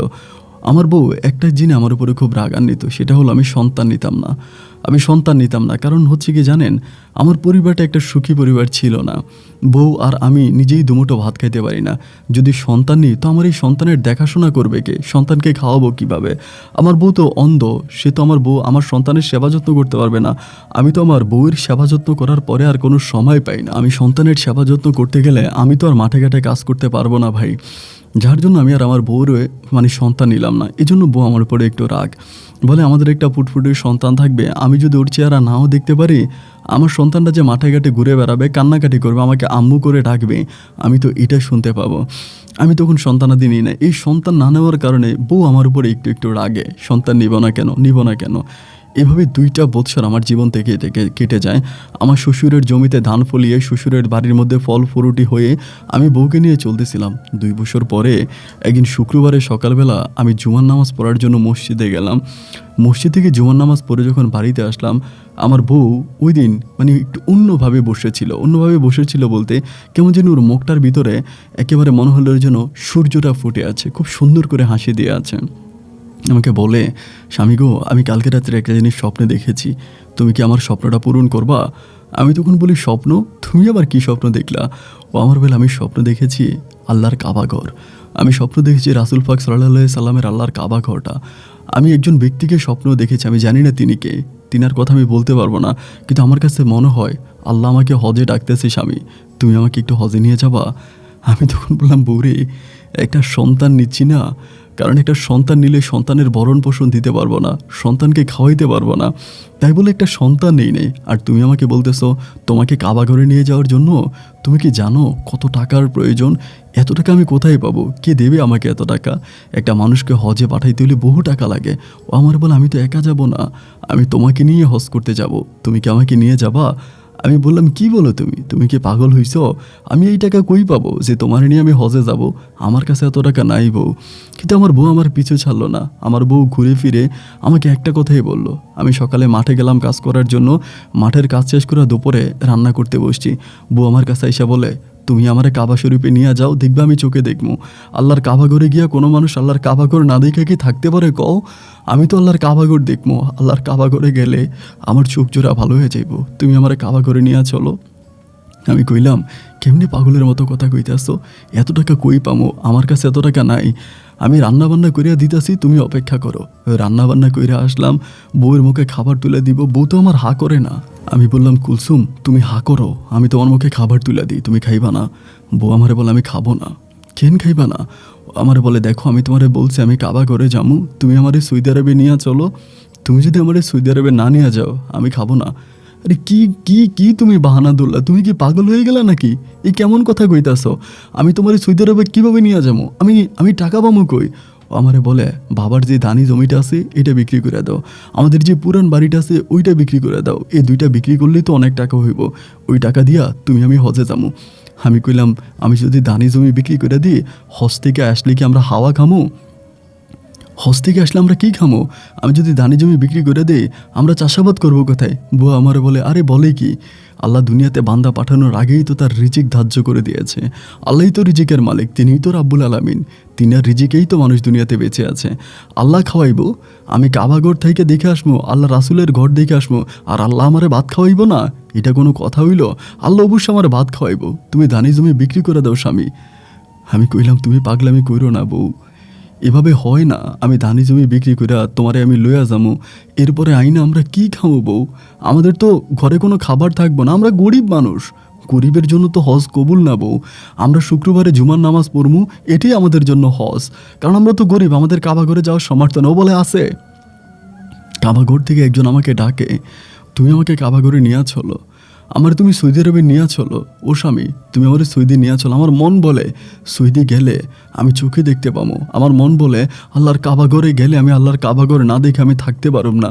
ও স্বামী, তোমার দুটা অনুরোধ করি, তুমি আমার নিয়ে চলো না। আমি বউয়ের বায়না আর রাখতে পারলাম না। একটা সময় রাগ করে বাড়ি ঘরে আসি না, দূরে দূরে বসে থাকি। ও কান্নাকাটি করে ঘরে বসে, আমিও আর ঘরে আসি না। রাত অবধি পর্যন্ত আমি মাঠেই বসে থাকি। যখন দেখি আমার বউ ঘুমিয়ে গেছে, তখন আইসা ওর পাশে শুই। আমি ওর পাশে শুই না, কারণ আমি জানিও সারাটা রাত খালি বগর বগর করব। তুমি আমারে কাবা ঘরে নিয়ে যাও, তুমি আমারে মক্কা মদিনায় নিয়ে যাও, আমি রাসুলের ঘর দেখবো, আমি কাবা ঘর তোয়াব করবো, তুমি আমারে নিয়ে যাও। আমার বউ আমারে সারা রাত খালি এগুলোই কইব। এই জন্য আমি আর রাতের বেলায় ঘরে আসি না, ও ঘুমায় গেলে তারপরে আসি। এইভাবে দিনের পর দিন কেটে যাচ্ছে, কিন্তু আমার বউ আমার সাথে এমন ভাইনা ধরেছে রে ভাই, বউ আর খায় না, ঘুমায় না। একটা দিন আমি গভীর রাতে মাঠের পাড়ে বসে চিন্তা করতেছি, এ তো সেই জায়গা যে জায়গায় আজ থেকে বেশ কয়েক বছর আগে আমি বিষ খাইছিলাম। বিষ খেয়ে আমি মরতে গেছিলাম, কিন্তু আল্লাহ আমারে বাঁচাইছে। আমি বিষ খেয়ে মরা থেকে এই কুলসুমের বাবা, আমার শ্বশুর রুহুল আমিন কাকা আমাকে হসপিটালে নিয়ে গেছে। সেদিন যদি রুহুল আমিন কাকা আমার হসপিটালে নিয়ে না যাইতো, তাহলে তো আমি নাসির মোল্লার জীবন এখানেই শেষ হয়ে যাইতো, আমার জীবনে তো আর কিছু থাকতো না। উনি সেদিন আমাকে হসপিটালে নিল বলে আমি নতুন একটা জীবন পাইছি। তো আমি সেদিনে তো মরে গেছি, আমি তো সেদিনই কারি মৃত। আর যতটুকু এখন বেঁচে আছি এটা তো বোনাস, এটা তো একমাত্র রুহুল আমিন কাকার কারণেই। আর রুহুল আমিন কাকা তো মরার আগে আমারে বারবার কইছে, বাবারে আমার মেয়েটারে কষ্ট দিস না, বাবারে আমার মেয়েটারে দুঃখ দিস না। আমার মেয়ে যা বলে আমার মেয়ের কথাগুলো শোনার চেষ্টা করে, আমার মা মরা মেয়েটার মনে কষ্ট দিও না বাবা। রুহুল আমিন কাকা আমার নতুন জীবন দিছে। আর ওনার মেয়ে ঘরের মধ্যে কান্না করতে করতে ঘুমাইতেছে, আর আমি মাটির উপর বসে আছি। তা তো হইতে পারে না, বিক্রি করে দিমু জমি। আমার বউ না কইছে রিজিকের মালিক তো রাব্বুল আলামিন, ও কথা তুমি তো খাওয়াইবা, তাইলে আর সমস্যা কি? আমি তখন ঘরে গেলাম, ঘরে গিয়া গুড়গুটে অন্ধকার রাতের বেলায় বউরে ডাকলাম, ও বউ উঠো উঠো, বউ উঠো। বউ তখন উঠলো, ওইটা মুখ কালো করে বসে আছে। আমি কইলাম মুখ কালো করলা কেন? ও বলতেছে আমার ভালো লাগে না। আমি বললাম শোনো, তোমার জন্য একটা সুখ সংবাদ আছে। ও বলে কি সুখ সংবাদ? আমি বললাম সকালে সূর্য উঠলে আমি গিয়েই ফজরের নামাজটা পড়বো, ফজরের নামাজটা পইরাই আমি ডাইরেক্ট মেম্বারের বাড়িতে যাবো। মেম্বারের বাড়িতে গিয়া তোমার বাপের ধানি জমিটা বিক্রি করবো। ধানি জমি বিক্রি কইরা এরপরে তোমার বাপের যে বিটাটা আছে বিটাটা বিক্রি করবো, নগদ টাকা লইয়া রাজধানী শহর ঢাকাতে যাবো। গিয়া এইবারের কোরবানির ঈদেই তুমি আর আমি হজে যাবো, আমরা একসাথে হজ পালন করবো, আমরা আল্লাহর পবিত্র ঘর সৌদি আরব দেখবো। বউ আমার আনন্দে আত্মহারায় হয়ে গেল, চিৎকার করে আমার জড়ায় ধরলো, স্বামী গো, আমার তো আর আল্লাহর কাছে আর কোনো চাওয়া নাই, তুমি আমারে কাবা ঘরে নিয়ে যাইবা, এটাই তো আমার কাছে বড় পাওয়া। এর থেকে বড় পাওয়া কি হতে পারে বলো? আমি তখন বউরে বকে জড়িয়ে ধরে ঘুমিয়ে গেলাম। দূর থেকে ভেসে আসলো ফজরের আজানের শব্দ। আমি তখন নামাজ পড়ার জন্য মসজিদে গেলাম। অজু করে নামাজ পড়া ইমাম সাহেবের খুব পিছনে দাঁড়াইলাম। নামাজ শেষ করে রওনা দিলাম সোজা মেম্বারের বাড়িতে। মেম্বার বাড়িতে গিয়ে মেম্বারে বললাম, মেম্বার সাহেব, আমার শ্বশুরের যে জায়গাটা আছে আমি এই জায়গাটা বিক্রি করবো, সাথে আমার শ্বশুরের যে বিটাটা আছে বিটাটাও বিক্রি করে দেবো। উনি আমার বলে, তুই কি পাগল হয়ে গেলি নাকি কালকে রাত্রে গাঞ্জা খাইছিস? আমি বললাম, না মেম্বার সাহেব, গাঞ্জাও খাই নাই, আমি যা বলতেছি আমি ভেবে চিনতে ঠান্ডা মাথায় বলতেছি। আমি আমার শ্বশুরের ধানি জমিটা বিক্রি করবো, শ্বশুরের বিটাটা বিক্রি করবো। উনি আমার বলে, আরে কী হয়েছে তোর? তুই যদি দামি জমি বিক্রি করে দেস তাহলে খাবি কি? একবার তো ঋণে বইরা মরতে বইছিলি, পরে রুল আমিন তার জমি দিয়া তোরে বাঁচাইলো। এখন সেই রুল আমিনের জমি বিক্রি করেও তুই নতুন করে কোন তামাশা শুরু করছস কত আমারে? আমি বললাম, মেম্বার সাহেব, জমি কি আপনি কিনবেন? যদি আপনি কিনেন ভালো কথা, আর যদি আপনি না কিনেন তাহলে জমি আমি অন্য কারো কাছে বিক্রি করে দিব, জমি কিন্তু আমি বিক্রি করবো। তখন উনি আমার গায়ে হাত দিল, দুইটা বললো, কী হয়েছে কত আমারে? তোর কী হয়েছে? এখানে বয়। তখনই মেম্বারের বউ হচ্ছে মুড়ি আর নারিকেল নিয়ে আসলো। মেম্বার আমারে বললো যে খা, মুড়ি আর নারিকেল খা। বলতো কী হয়েছে তোর? বাবারে, তুই গরিব মানুষ, জন্মের পরে তোর বাবা মারে খুব ভালো দেখতে পাস নাই, তোর দাদি তোরে কোলে পিঠে করে বড় করছে, তুই ঋণের জ্বালায় বিষ খেয়ে মরতে গেছিলি, ওইখান থেকে তুই ফিরে আসছিস, তুই কী চাস? তুই কি চাস তুই আবারও সেই ঋণের ভোগে ভুগতে? তুই আবার কোন ব্যবসা শুরু করছস? আবার নতুন করে কোন ব্যবসা ধরছস কত? আমি বললাম, কাকা, এবার আমি যেই ব্যবসা ধরছি এই ব্যবসার লাভ কিন্তু দুনিয়াতে পাবো না, এই ব্যবসার লাভ পাবো যখন মইরা যাবো তখন। মরার পরে এই ব্যবসার ভিতরে প্রচুর লাভ কাকা, নিশ্চিত লাভ। আমি তো ওই দিন দিঘিতে মাছের পোনা ফেলাইছিলাম, ওইটাতে লাভ হবে কি হবে না অনিশ্চিত ছিল। কিন্তু আজকে আমি যেই ব্যবসা করতে যাইতেছি কাকা, এই ব্যবসা যদি আমি করি গো কাকা, আপনি জানেন মরার পরে আমি নিশ্চিত এই জায়গা থাইকেই আমি মরার পরে নিশ্চিত প্রচুর লাভ হইব। আমার এই ব্যবসাটা করতে দেন, আমি জমিটা বেচা এই ব্যবসা করবো। পরে আমারে বলে, কাকিও তখন পাশে দাঁড়ায় আছে। কাকি বলে, কি হয়েছে? কালকে রাত্রে মনে হয় তুমি ঘুমাবো নাই, চোখগুলো লাল হয়ে আছে, কত কি হয়েছে? আমি বলে, কাকি গো, আমার শ্বশুরের জমি বিক্রি করে ব্যবসা ধরবো, আপনি কন্যা কাকারে যাতে জমিটা কিনে। মেম্বার সাহেব বলে, যা, জমি আমি কিনবো, তবে আমার একটা শর্ত আছে। আমি বললাম, কী শর্ত? বলে, জমির মধ্যে তোর বউয়ের জমি আছে, তোর বউ কিন্তু সিগনেচার করা লাগবে। আমি বলে, অবশ্যই করবো, ও তো সিগনেচার করতে পারে না, ও টিপসই দিব। ওর বাবার জমি আমি বেচমো আর ও টিপসই দিব না, এটা কোনো কথা কইলেন আপনি আমারে? আচ্ছা ঠিক আছে কাকা, তাহলে জায়গা। এই কথা বলে তখন রওনা দিলাম। পিছন থেকে কাকি ডাক দিল, ওরে ও নাসির মোল্লা, একটু দাঁড়াও। আমি তখন দাঁড়াইলাম। আমারে বললো, বসো তো বাবা। কি হয়েছে? কাকাও তখন পাশে বসে আছে। কাকা তখন হাইসা বলে, ওরে যাইতে দাও, ওর মাথা ঠিক নাই। আমি বললাম, কাকা আমার মাথা ঠিকই আছে। কাকি বলে, কও না, কি ব্যবসা?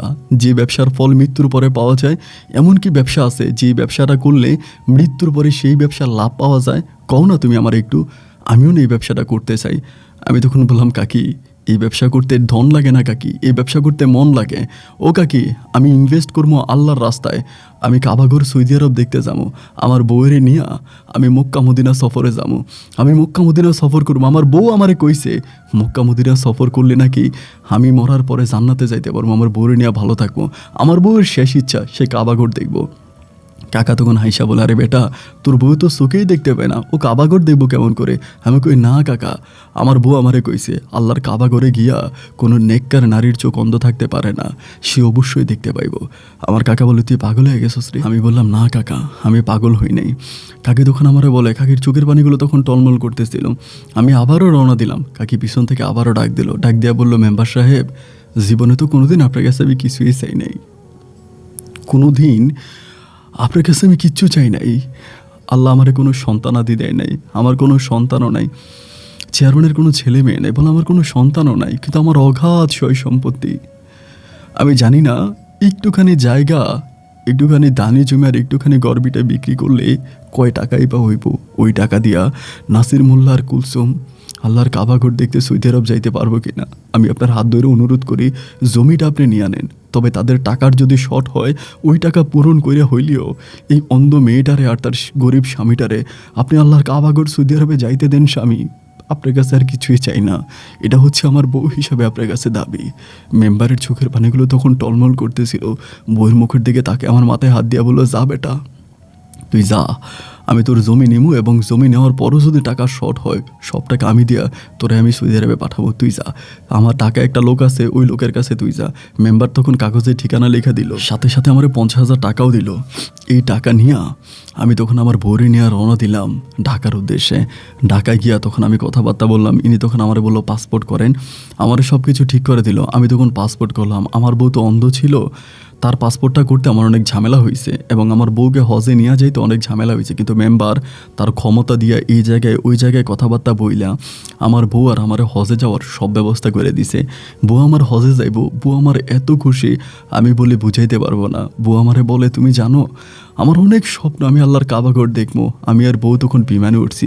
বউ বলে, ও স্বামী, বিমান কি চলতেছে? আমি বলি, হ্যাঁ, বিমান একটু পরে আকাশে উড়াল দিব। আমার বউ আমার হাতটা শক্ত করে ধরে আছে। প্রত্যেকটা যাত্রী হচ্ছে হজ যাত্রী, এই বিমানটা হজের বিমান। বিমান যখন উঠলো সবাই লা ইলাহা ইল্লাল্লাহ মুহাম্মাদুর রাসূলুল্লাহ আল্লাহু আকবার বলে চিৎকার করে উঠলো। বিমান তখন একটু একটু করে দূর আকাশে উঠে গেল। বউ আমার জড়ায় ধরে আছে। আল্লাহর নগর সৌদি আরবে দেখতে বউ আমার সাথে যাইব। একসাথে আমি আর আমার বউ মিলা সৌদি এয়ারপোর্টে নামলাম। হজযাত্রী হিসাবে আমি আমার বউরে ধরে আস্তে আস্তে কইরা কাবাঘর দেখার জন্য রওনা দিলাম। আমার বউ যখন কাবাঘরের সামনে গেল রে ভাই, বউ আমার বলে, সামনেরটা কি স্বামী? আমি বলি, এটাই তো কাবাঘর, যেটা দেখার জন্য তুমি পাগল হয়ে ছুটে আসলো। বলে, আমি তো কাবা দেখতে পাচ্ছি না। আমি বললাম, তুমি না অন্ধ, তুমি কাবা দেখবে কেমন করে?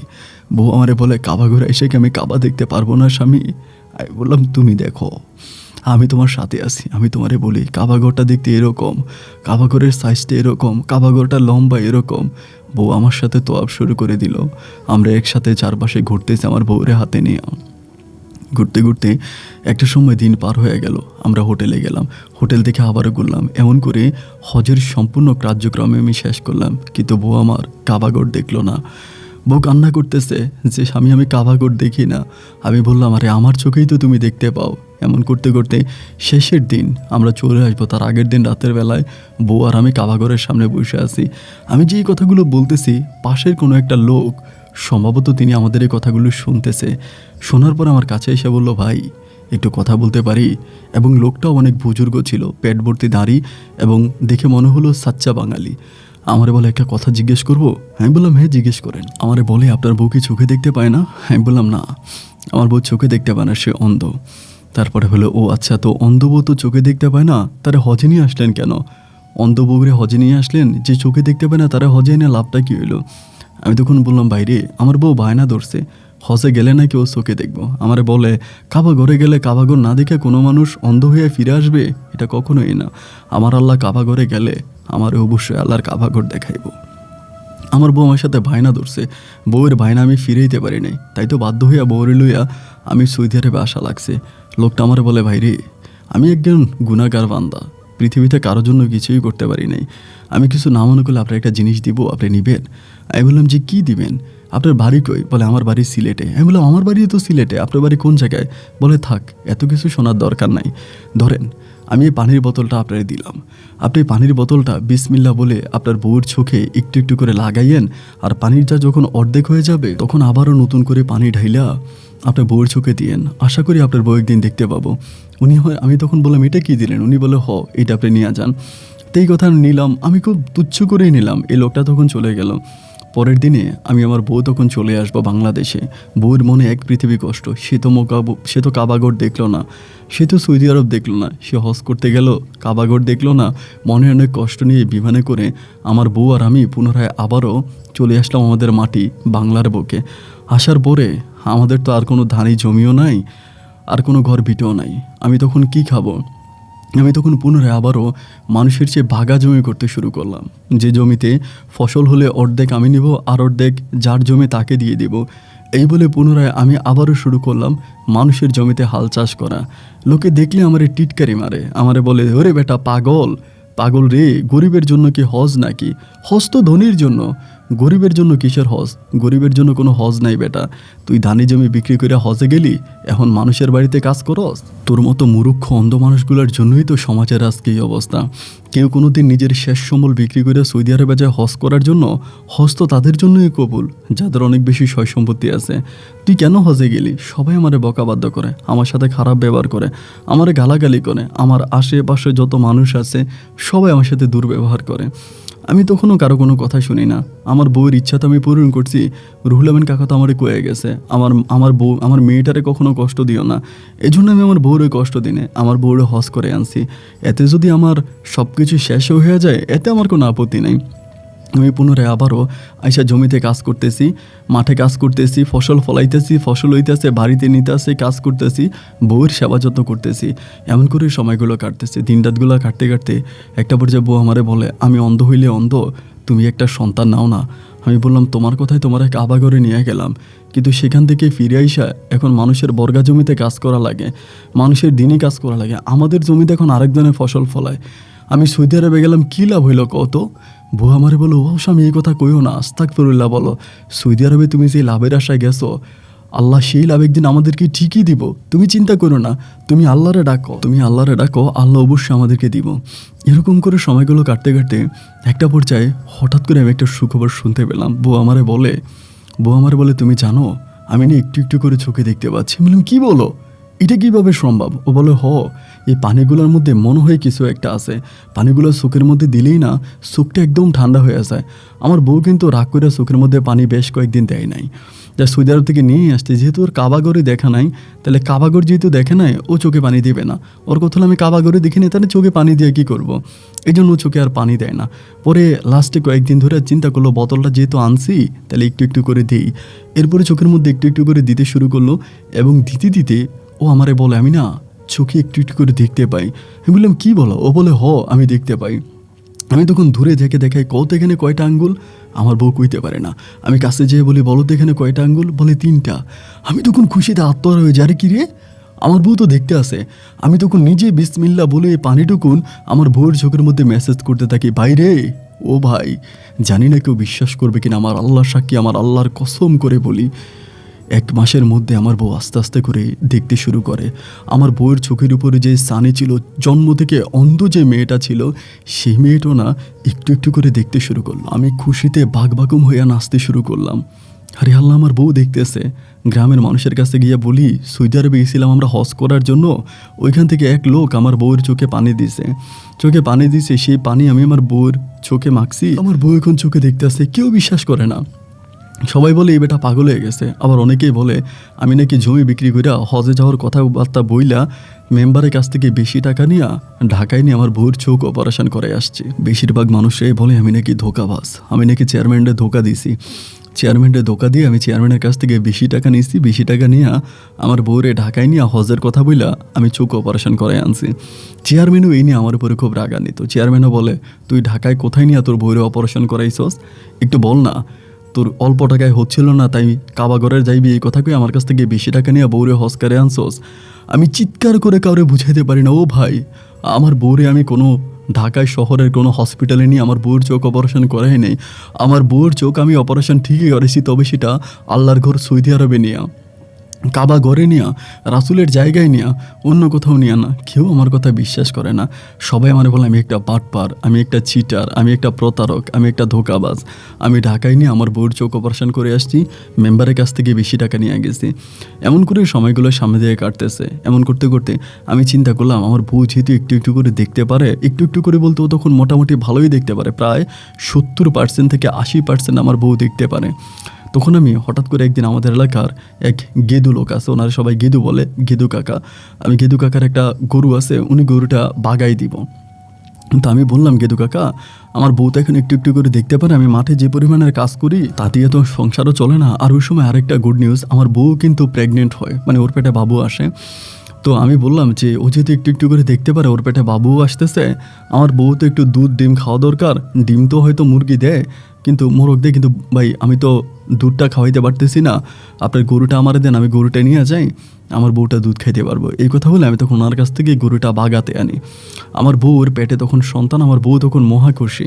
আমার বউর কোলচরে দুনিয়াতে নতুন বাচ্চা আসবে, এতে তো আমি আর আমার বউ আত্মহারা। যাই হোক, এরকম করে সময়গুলো কাটতেছে। আমি তখন বাড়িতে আনলাম, মানে গরুটা আনলাম। গরুটা আনার পরে আমার বউ গরুটার অনেক সেবা যত্ন করতেছে, গরুটার সেবা যত্ন করতেছে, গরুটারে এই জায়গায় ওই জায়গায় বিভিন্ন জায়গায় নিয়ে যাইতেছে। এবং গ্রামের মানুষ সবাই আমার বউরও চিটার বলে, ওরাও বলে তুমিও তো বউ একটা বাটপার, তুমি একটা অন্ধমি, এরকম বাটপারি কেমনে করলা? তোমার বাপের জমি আর তোমার বাপের বিটা বিক্রি করলে তোমার চোখের অপারেশনের টাকা হইব না, এই জন্য মিথ্যে বইলা মেম্বারে ধইরা জমিটা মেম্বারের কাছে দিয়া এর 3 ডাবল টাকা মেম্বারের কাছ থেকে নিয়া জামাই বউ যাইয়া তোমার চোখে অপারেশন করাইলো। আমার বউ তখন ঘরে এসে কান্নাকাটি করে, আমারে বলে, জানো লোকে আমার এইসব কথা বলে। আমি বলি, তুমি না বলছো লোকে কিছু বলবো না, আর লোকে এসব কথা কইলেও বা কি হয়েছে? জানো বউ, কেউ যদি তোমার একটা মিথ্যা অপবাদ দাও, দেখে তুমি এই অন্যায়টা করো নাই, তারপরেও যদি লোকে বলে যে তুমি এই অন্যায়টা করছো, এই অন্যায়টা করলে যে পরিমাণের পাপ হবে, সেই পাপটা ওই লোকের উপরে গিয়া পড়ে এবং আল্লাহ তোমাকে সেই পাপের পরিমাণ সওয়াব তোমার খাতায় লিখা দেয়। তুমি মন খারাপ করো না, লোকে বলুক, লোকের কথা কি আসা যায়। আমি যখন হাজি সাহেবের মতো চলাফেরা করি, সবাই আমারে দোকানে যদি একটু যাই চাটা খাওয়ার জন্য বলেই দেয় বন্ডা আইছে, ওই হাজি সাহেবের মতো পাঞ্জাবি পরে আছে, এই শালা বন্ডা মেম্বারের কাছ থেকে টাকা নিয়ে বউরে ঢাকায় অপারেশন করে আনছে, আর এখন লোকের কাছে বলতেছে যে শালা বাটপার, এই শালা বাটপার, এমন করে করে বলতেছে। তো মানুষের কথাবার্তা আর কী করবো। একদিন ঝুমুর ঝুমুর বৃষ্টি পড়তেছিল, চারদিকে বৃষ্টির শব্দে আমি যেন একটু মাতোহারা হয়ে যাচ্ছিলাম। একটা পর্যায়ে আমি তখন মসজিদে গেলাম, মানে জোহরের নামাজ পড়ার জন্য ছাতা নিয়ে মসজিদে গেলাম, নামাজ পড়ে আসার পরে আমার বউ বলতেছে, গরুটা আজকে সারাদিন কিছু খায় নাই, বৃষ্টি কমলে গরুটারে মাঠে নিয়ে যাবো। আমি তখন বললাম, মাঠে নিয়ে যাইও, আমি কি তোমারে মানা করছি নাকি? তো এই কথা বলে আমি খাওয়া দাওয়া করলাম, খাওয়া দাওয়া করে আমি একটু শুইলাম। বৃষ্টি তো দুপুরবেলা, বৃষ্টির মধ্যে কিন্তু ভালো একটা ঘুম আসে। টিনের ছালে ঝুমুর ঝুমুর বৃষ্টির শব্দ আর চোখ জোড়া ঘুমে চলে আসলো। আমি তখন ঘুমিয়ে গেলাম। ঘুমিয়ে যাওয়ার পরে আমার হঠাৎ করে আমি কি জানি স্বপ্নে দেখতেছি, মানে একটা খারাপ স্বপ্নে দেখতেছি। খারাপ স্বপ্ন বলতে আমার বউরে কে জানি দৌড়াইতে আছে, এরকম একটা জিনিস দেখি। তখন হঠাৎ করে আমার ঘুমটা ভেঙে গেল। ঘুমটা ভাঙার পর আমি তখন ডাকলাম, কুলসুম, ও কুলসুম, তুমি কি ঘরে আসো? তখন দেখি যে কুলসুমের কোনো সারা শব্দ নাই। যখন কুলসুমের সারা শব্দ পাইলাম না, আমি তখন চিন্তা করলাম, আরে ও গেল কই, ওই গেল কই। আমি তখন আস্তে আস্তে করে বেরোলাম। বেরোয় দেখতেছি যে ঘরের ছাতাটাও আছে। তো ঘরের ছাতাটাও আছে, বৃষ্টিও পড়তেছে, ছাতা ছাড়াও কই বাইর হইল। আরে বাইর হইল কই। এবার আমি আস্তে আস্তে কইরা ছাতাটা মিলা গরু ঘরের দিকে গেলাম, যাই দেখি গরু নাই। পরে মনে করলাম ও মনে হয় গরুগুলার লইয়া মাঠে গেছে। এখন যখন বৃষ্টি আসছে তখন মনে হয় মাঠের ধারে কোনো গাছের নিচে দাঁড়ায় আছে। আমি যাই ছাতাটা নিয়ে আমার বউরে মাঠ থেকে লইয়া আসি। এই বলে আমি তখন মাঠের দিকে রওনা দিলাম। মাঠের দিকে রওনা দেওয়ার পর আমি দেখতেছি আমার বউ দৌড়াইয়া এই দিকে আসতেছে, মানে আমার দিকে আসতেছে।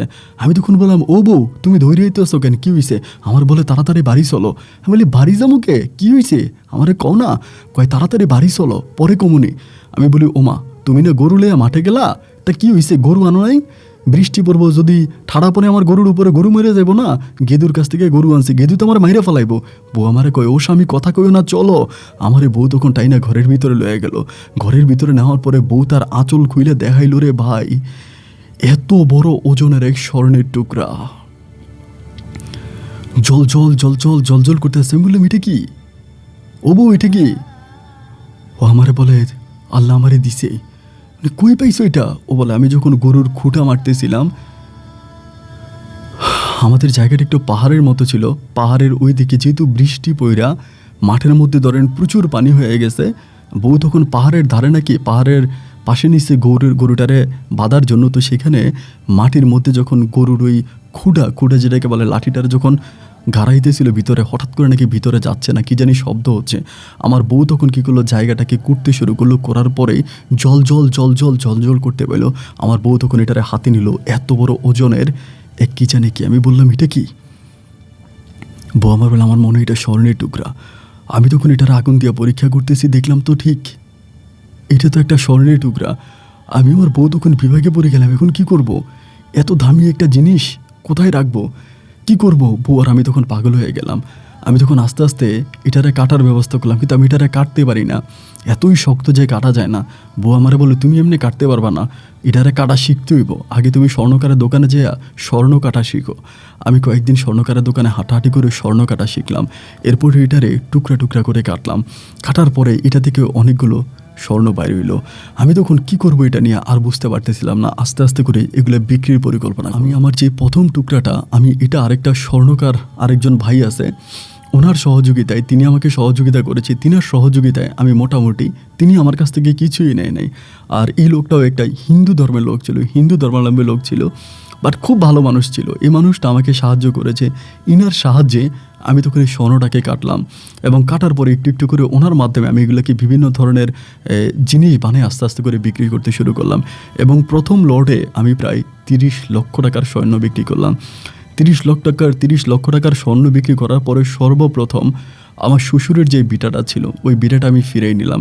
এই আমার শ্বশুরের বিটাটা মানুষের বাড়ি থেকে মোটামুটি একটু, মানে ঘনবসতি থেকে একটু বাইরে ছিল। শ্বশুরের বিটাটা আমি তখন ফিরিয়ে নিয়ে ওই বিটার মধ্যে আমি সর্বপ্রথম একটা মসজিদ নির্মাণ করলাম। এবং তার পাশের জায়গাটা কিনে ওইখানে একটা মাদ্রাসা নির্মাণ করলাম। এবং মসজিদ মাদ্রাসা নির্মাণ করার পরে আস্তে আস্তে বিভিন্ন ধর্মীয় কাজে আমি প্রায় 50 লক্ষ টাকার মতো ব্যয় করলাম। সিলেটের বিভিন্ন জায়গায় আমি মসজিদ তৈরি করতেছি। লোকে তো অবাক হয়ে গেল, এই আমি কি পাইলাম, কেউ কোনো কিছু বলে না। আস্তে আস্তে করে আমি সিলেট শহরে জায়গা কিনতে শুরু করলাম। সুরমা নদীর পাড়ে আমি একটা বাড়ি কিনলাম। এই জায়গায় ওই জায়গায় ব্যবসা বাণিজ্য করতে শুরু করলাম। আমি কয়টা বাস কিনলাম, এবং আমার বাসের ব্যবসা, ট্রাকের ব্যবসা শুরু হলো। বছর খানিকের ভিতরে আমি কয়েক কোটি টাকার মালিক হয়ে গেলাম। লোকে আমারে বারবার প্রশ্ন করে, এই বেটা নাসির মোল্লা, তুই কী পাইছিস? আমি বললাম, আমার বউরে সৌদি আরবে নিয়া আমার আমার বন্ধ বউরে হজ করাইতে নিয়া আল্লাহ আমার কপাল খুলে দিছে। আমার বউ যদি চোখে না দেখতো তাইলে তো গরুর খুঁটাটা এই জায়গায় না মাইরা অন্য জায়গায় মারতো, যেহেতু এখানে ভিতরে ঢুকতেছে না। আমার বউ চোখে দেখতে পাই বলেই তো বললো, কী রে এত নরম মাটি কিন্তু খুঁটা কেন ভিতরে যায় না? তাই তো আমার বউ মাটি করে ভিতর থেকে স্বর্ণ বাইর করছে। আমার বউটারে আমি হজ করাইতে নিয়া আবার ভাগ্য আমি খুলে ফেলছি। বাইরে এর পরের বছর আমি আমার বউরে নিয়ে পুনরায় আবারও হজে যাই। আমার বউ এবার আল্লাহর কাবাঘর দেখতে পায়। আল্লাহর কাবাঘরে উঁচুমতে যে লোকটা আমাকে পানি পড়া দিয়েছিল সেই লোকটাকেও আমরা অনেক খুঁজি। জানি তিনি বাঙালি একটা মানুষ, বাংলা ভাষায় কথা বলেছে। আদৌ সে কে ছিল, কি তার পরিচয় ছিল, এটা আমি জানি না। এরপর থেকে আজকে আমি আর আমার বউয়ের আমাদের এখন অনেক বৎসর হয়েছে। আমাদের বিবাহিত জীবন প্রায় 12 বৎসরে পা দিয়েছে এবং 12 বৎসরের প্রতি বৎসর আমি আর আমার বউ হজে যাই।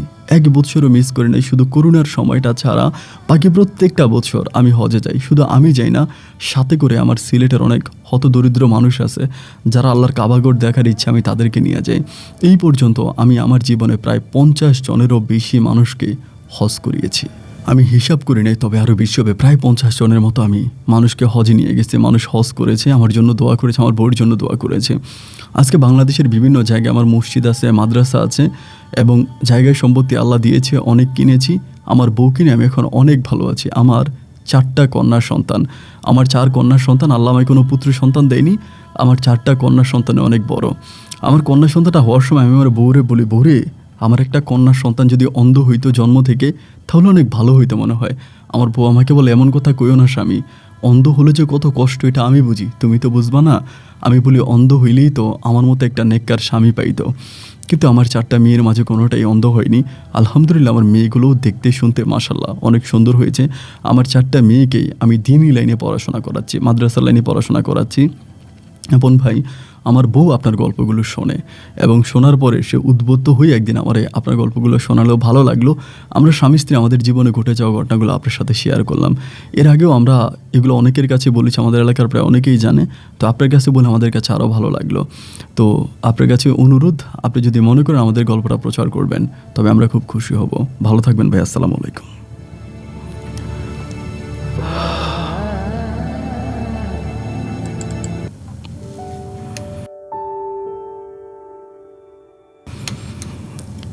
এমন গল্প প্রচার করার জন্য আমার কাছে অনুরোধ করা দরকার নাই, বরং নাসির মোল্লা এবং তার বউ কুলসুম বেগমকে আমার অন্তঃস্থল থেকে অনেক বেশি ধন্যবাদ জানাচ্ছি এবং আমার প্রায় 4 লাখ পরিবারের পক্ষ থেকে আমার নাসির ভাই এবং তার ওয়াইফের জন্য প্রাণঢালা অভিনন্দন, ভালোবাসা। আল্লাহ তাদেরকে নেক হায়াত দান করুক, দীর্ঘ বৎসর তারা পৃথিবীর মাটিতে বেঁচে থাকুক। কারণ তারা বেঁচে থাকলেই যারা আল্লাহর কাবাঘর দেখতে পায়নি তারা প্রতিটা বৎসরে অনেকগুলো মানুষ আল্লাহর কাবাঘর দেখার সৌভাগ্য হয়। সেই হিসাবে নাসির ভাই এবং তার বউ কুলসুম আক্তার বেঁচে থাকুক অনন্তকাল, এই দোয়াই আমি আল্লাহর কাছে করি।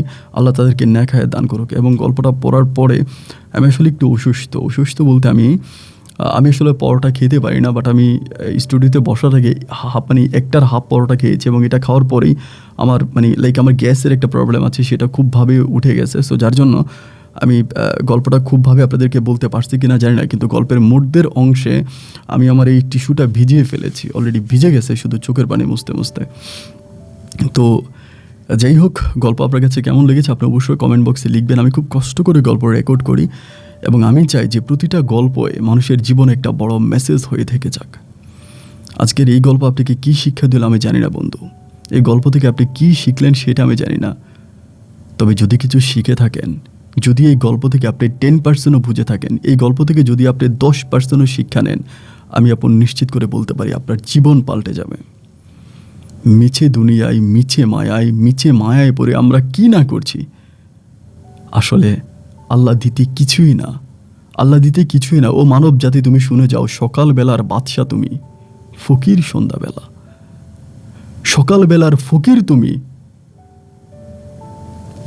ধনী রাত্রিবেলা। এটাই নিয়ম। আল্লাহর কাছে কোনো কিছুর অভাব নাই।